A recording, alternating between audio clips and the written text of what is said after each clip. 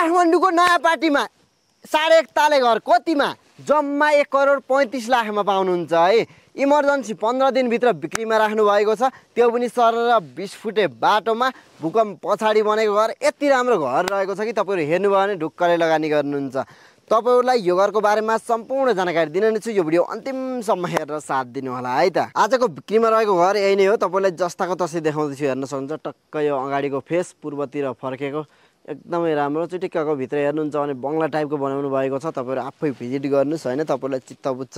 किनकि यो अगाडिपट्टि हेर्न सक्नुहुन्छ ठूलो यो सर र 20 फुटे बाटो पाउनुहुन्छ है त। एकदमै ठूलो रहेको छ। तपाईहरुले अब यहाँनिर यसै गरी पाउन सक्नुहुन्छ। अगाडिको यो फेस हेर्न सक्नुहुन्छ, राम्रो डिजाइन गर्नु भएको छ। तलदेखि माथिसम्म एउटा सेमी बंगलो भन्दा पनि कम छैन है। 4.5 आनामा बनेको।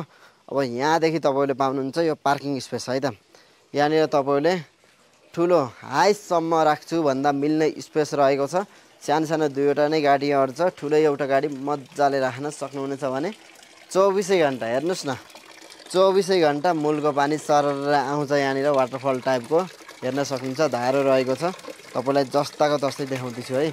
एकदमै राम्रो दृश्य हेर्न सक्नुहुन्छ भने यो साइडबाट सरर पानी बगेर गएको छ। 24 घण्टा मूलको पानी आउँछ र यो साइडमा पनि हेर्न सक्नुहुन्छ तलदेखि माथिसम्म यस्तो खाले रहेको छ है त। सरर तपाईले यहाँनिर ठूलो पार्किङ स्पेस पाउनुभयो भने अब यो बाहिर भएको दृश्य यो भयो, हेर्न सक्नुहुन्छ। ठ्याक्कै यो पूर्व दक्षिण फेस गरेको उज्यालो रहेको। वरिपरि पनि सेफ्टीले एकदमै राम्रो तरिकाले सेफ्टी युज गरेर बनाउनु भएको छ।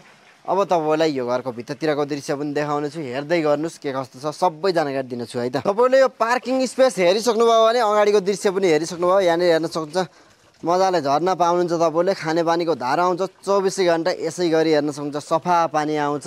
यहाँनिर तपाईले वाटरफल पनि बनाउन सक्नुहुनेछ। अहिले पनि राम्रो एउटा धारो टाइपको हेर्न सक्नुहुन्छ, छलछल गरिरहेको छ। आवाज पनि सुनिरहनु भएको छ होला। पक्कै पनि एकदमै राम्रो रहेको छ है। बस्नुमा आनन्द। र माथिपट्टि पनि ओपन स्पेस रहेको छ अर्को, त्यो पनि तपाईलाई एकैछिनमा देखाउने छु। अब आउनुस् यतापट्टिको दृश्य देखाउन चाहन्छु तपाईलाई। यहाँनिर टक्क तपाईले हेर्न सक्नुहुन्छ घाम मज्जाले लागिरहेको छ भने अब यहाँदेखि तपाईले पुरै भ्यू हेर्न सक्नुहुन्छ। अझै माथि लगेर पनि देखाउने छु। यहाँनिर तपाईले ओपन स्पेस पाइ नै हाल्नुहुन्छ है त। यसै गरी तपाईले यो साइडमा पनि खुल्ला स्पेस पाउनुहुन्छ। यति धेरै खुल्ला स्पेस रहेको छ। यो साइडमा तपाईलाई जस्ताको तस्तै देखाउँदैछु, हेर्न सक्नुहुन्छ। यति धेरै खुल्ला स्पेस छ यो साइडमा भने। अब यो अगाडिको फेस रह्यो।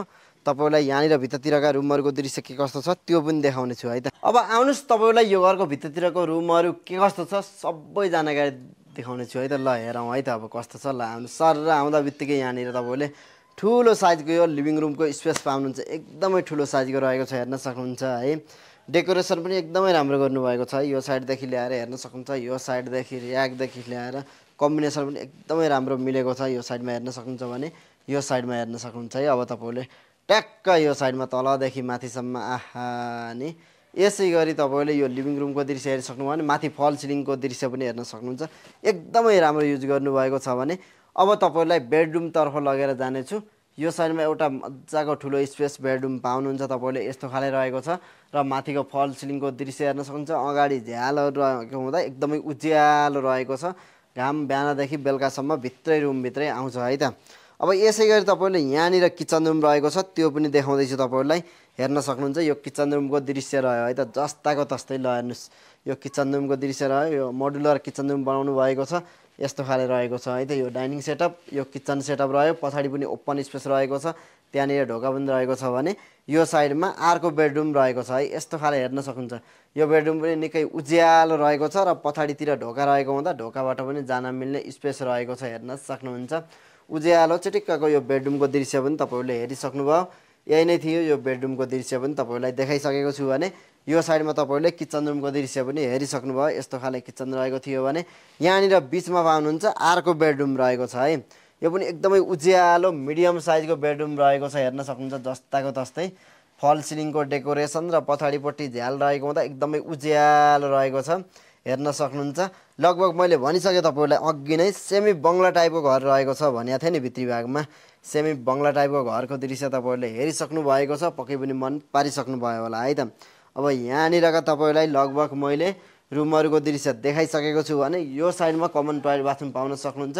त्यो पनि म तपाईलाई देखाउने नै छु, हेर्दै गर्नु होला है त। अब यो साइडमा कमन टोयलेट बाथरुम रहेको छ, हेर्न सक्नुहुन्छ। बाहिरी भागमा यस्तो खाले पाउनुहुन्छ तपाईँले भने भित्र लगेर देखाउँदैछु।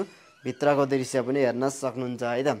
भित्रतिर यो टोयलेट बाथरुम यस्तो खाले रहेको छ। क्लिन चिटिक्कको यो कमन टोयलेट बाथरुमको दृश्य तपाईँले हेरिसक्नुभयो, पक्कै पनि मन पारिसक्नुभयो होला। तपाईँलाई यहाँनिरका लगभग रुमहरूको दृश्य देखाइसकेको छु। लक्सरे 3वटा बेडरुम, एउटा किचन रुम र यो ठुलो साइजको लिभिङ रुमको दृश्य हेरिसक्नु भएको छ। अब तपाईँलाई यसै गरी म माथिल्लो तालामा लगेर जानेछु। माथिल्लो तालाको रुमहरूको दृश्य पनि देखाउने छु है त। जस्ताको तस्तै हेर्दै गर्नु होला है त।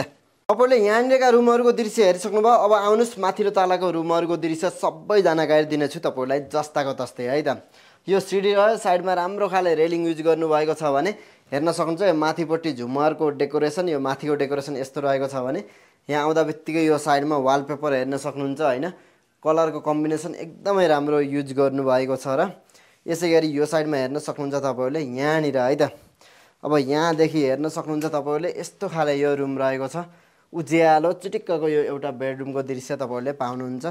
यस्तो खाले बेडरुम रहेको छ है त। जस्ताको तस्तै तपाईँहरूलाई देखाउँदैछु, हेर्न सक्नुहुन्छ। पछाडिपट्टि झ्याल लागेको हुँदा एकदमै उज्यालो रहेको छ, हेर्न सक्नुहुन्छ है त।